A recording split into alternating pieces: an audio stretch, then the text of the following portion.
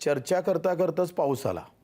पाऊस सुरू झाला आहे आणि ढग पूर्ण वातावरण म्हणजे 4 गोष्टी आम्हाला फार संकटाच्या. पहिले पाऊस हे मोठं संकट म्हणून आलं.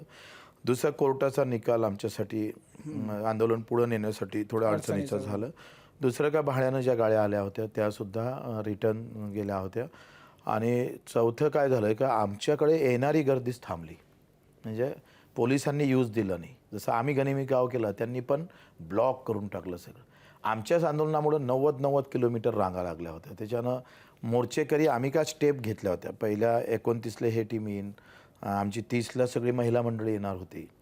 10-15 हजार ते सगळं आम्ही बरोबर रचना केली होती. इतका धो पाऊस आला का आम्हाला मग सगळ्यांना निर्णय म्हटलं पावसाचा अंदाज घ्यावा लागेल. हे आंदोलन संपाच्या अगोदरच आपल्याला आंदोलन पावसामुळे संपाने लागलं पाहिजे. म्हणून आम्ही काय म्हटलं का जाऊ आपण मुंबईला जाऊ, नागपूरचा आग्रा आता सोडून देऊ. आम्ही नागपूरच्या मुंबईसाठी तयार झालो आहे. मग लगेच आंदोलकांचं किंवा काही लोकांचं मॅनेज झालं आहे, मुंबईला काय जावं लागतं.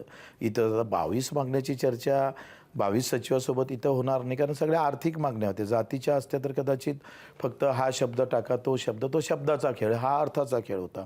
एवढा मोठा तो फरक होता त्याच्यातला. आणि मग आम्ही रात्रभर हे सगळे पाऊस सुरू असल्यामुळं मी सगळ्यांना यांना मंगल कार्यालयात शिफ्ट करण्यात आमची रात्र गेली. मी 2-3 वाजेपर्यंत काही आमदार निवासमध्ये काही इकडे. आणि पोलिसांनी मंगल कार्यालय पण नाही देण्याचं सगळा बंदोबस्त केला होता. एका ठिकाणी मित्र भेटला, तो म्हणे राहू द्या. म्हटलं तुझ्यावर गुन्हे दाखल नाही होणार. ते राहिले. पण सकाळी मग निर्णय घेऊ म्हटलं आपण जर लोक आले आपण तर मग आपण जाणं थांबवून टाकू. पण ते जेव्हा सकाळी 8-9 वाजता गेलो तेव्हा 300-400 कार्यकर्ते फक्त शिल्लक राहिले होते.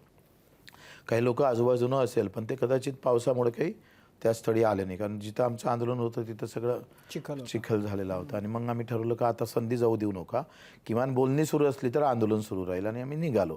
इथं आमचे आरोप काय झाले, तुम्ही आंदोलन थांबवायला नाही पाहिजे होते. म्हणजे कसं होतं घरी बसून लोकांना वाटते नाही का 1-2 मेले असते तर बरंच झालं असतं, काही हरकतच नाही, म्हणजे घात झाला असता. असे काही लोक असतातच.